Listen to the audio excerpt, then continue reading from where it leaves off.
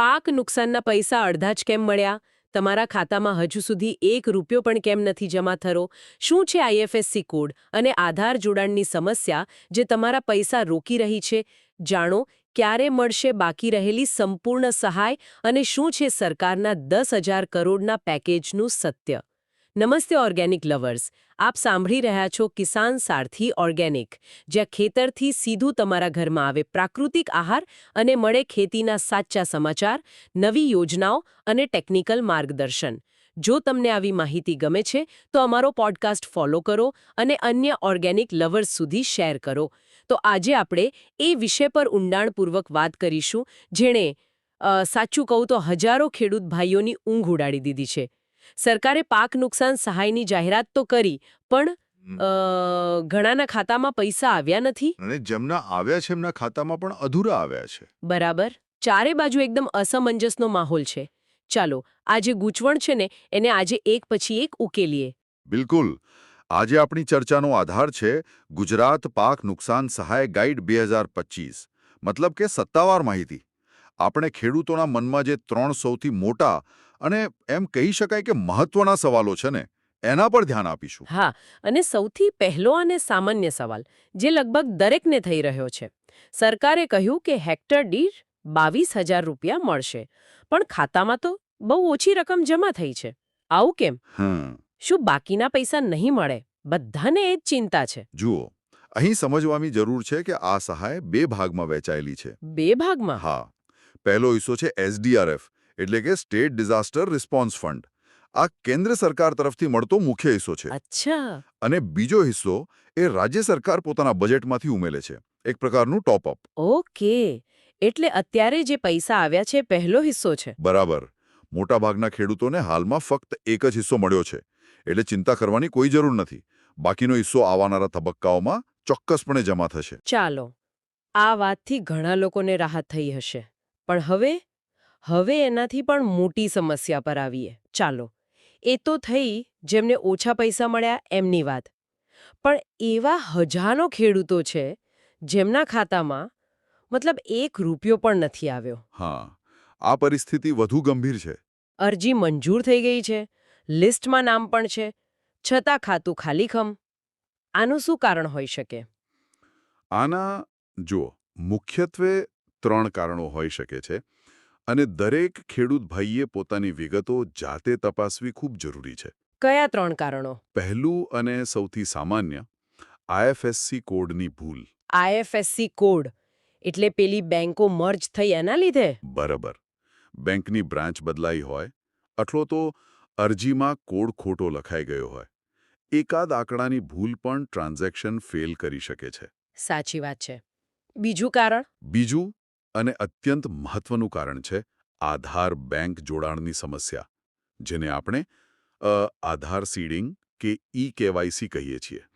DBT માટે જે જરૂરી છે. હા, જો એ પ્રક્રિયા અધૂરી હોય તો સરકાર પૈસા મોકલી જ ન શકે, ભલે બધું બરાબર હોય. અને ત્રીજું? ત્રીજું કારણ છે બેંક ખાતાની પોતાની ભૂલ. કદાચ ખાતું નિષ્ક્રિય એટલે કે ઇનએક્ટિવ થઈ ગયું હોય તો? જો લાંબો સમય વાપર્યું ના હોય તો? બરાબર. અથવા તો ખાતા નંબર લખવામાં જ ભૂલ થઈ હોય. તો આનો ઉપાય શું? ખેડૂતે ક્યાં જવું? ઉપાય બહુ સીધો છે. તરત જ પોતાની નજીકની બેંક શાખા અથવા CSC સેન્ટર પર જઈને આ બધી વિગતોની ચકાસણી કરાવવી જોઈએ.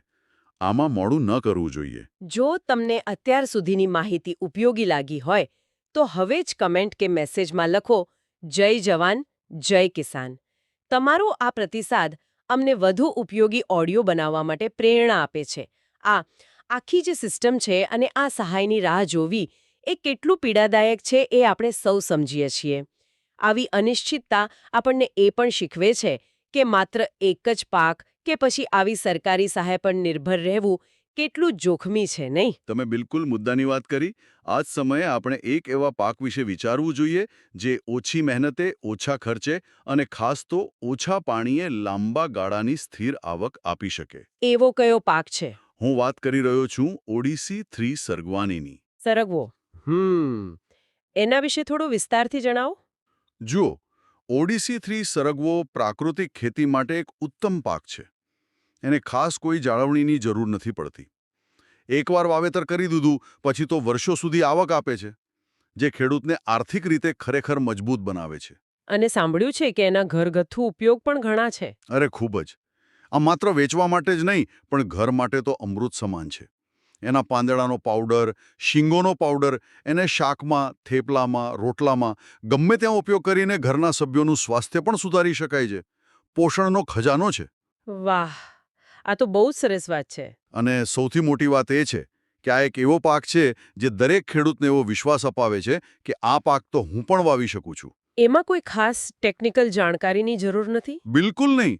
અને જે ખેડૂત મિત્રોને આમાં રસ હોય તેમના માર્ગદર્શન માટે જણાવી દઉં કે કિસાન સારથીના સ્ટોર પર વિશ્વાસપાત્ર અને પ્રમાણિત ODC3 બિયારણ ઉપલબ્ધ છે. અમારો હેતુ માત્ર જાગૃતિ અને સાચી માહિતી આપવાનો છે, બસ. સરગવાની વાત તો ખરેખર ખૂબ જ પ્રેરણાદાયક છે. પણ આપણે મુખ્ય વિષય પર પાછા આવીએ. હાલનો જે સળગતો સવાલ છે કે જે ખેડૂતો રાહ જોઈ રહ્યા છે તેમના ખાતામાં બાકીની પૂરી રકમ ક્યારે આવશે? કોઈ ચોક્કસ તારીખ છે? હા, આ બાબતે સરકારના સત્તાવાર પરિપત્રમાં સ્પષ્ટતા કરેલી છે. શું કહ્યું છે એમાં? પરિપત્ર મુજબ જાન્યુઆરી-ફેબ્રુઆરી મહિના દરમિયાન તમામ પાત્રતા ધરાવતા ખેડૂતોના બેંક ખાતામાં સંપૂર્ણ સહાય જમા કરી દેવામાં આવશે. એટલે કે આવતા 2 મહિનામાં? જી હા, સરકારનું જે ₹10,000 કરોડનું પેકેજ છે તે અંતર્ગત કોઈ પણ પાત્ર ખેડૂત બાકી નહીં રહે. એટલે કિસાન સારથી તરફથી એક જ વિનંતી છે, કૃપા કરીને ધીરજ રાખો, ગભરાવાની કોઈ જરૂર નથી. પૈસા મળશે જરૂર. આ માહિતીથી ઘણી સ્પષ્ટતા થઈ. તેમ છતાં ઘણા ખેડૂત મિત્રોના મનમાં હજુ પણ બીજા પ્રશ્નો હશે. ચોક્કસ, સ્વાભાવિક છે. અને એટલા માટે જ પાક નુકસાન સહાય 2075 અને ખેડૂતો દ્વારા પૂછાતા આ 3 સૌથી સામાન્ય પ્રશ્નો પર એક અલગ અને વિગતવાર ઓડિયો ગાઈડ પહેલેથી જ ઉપલબ્ધ છે. ક્યાં મળશે? સંપૂર્ણ સ્પષ્ટતા માટે શ્રોતાઓ તેને YouTube પર ઉપર દેખાતા આઈ બટન દ્વારા જરૂરથી સાંભળી લે. એમાં બધી જ માહિતી વિસ્તારથી આપી છે. ખૂબ સરસ. અને આ ચર્ચા સંબંધિત અન્ય ઉપયોગી લિંક્સ અને માહિતી આ ઓડિયોના વર્ણનમાં એટલે કે ડિસ્ક્રિપ્શનમાં આપેલી છે. સાંભળવાનું પૂરું થાય પછી તેને અવશ્ય તપાસી લેજો. ખેડૂત પેટે પાટા બાંધીને બાળકોને ભણાવે, મજૂરી કરે અને ખેતરમાં પાક પકવે, છતાં પણ ઘણીવાર પાકનો યોગ્ય ભાવ નથી મળતો.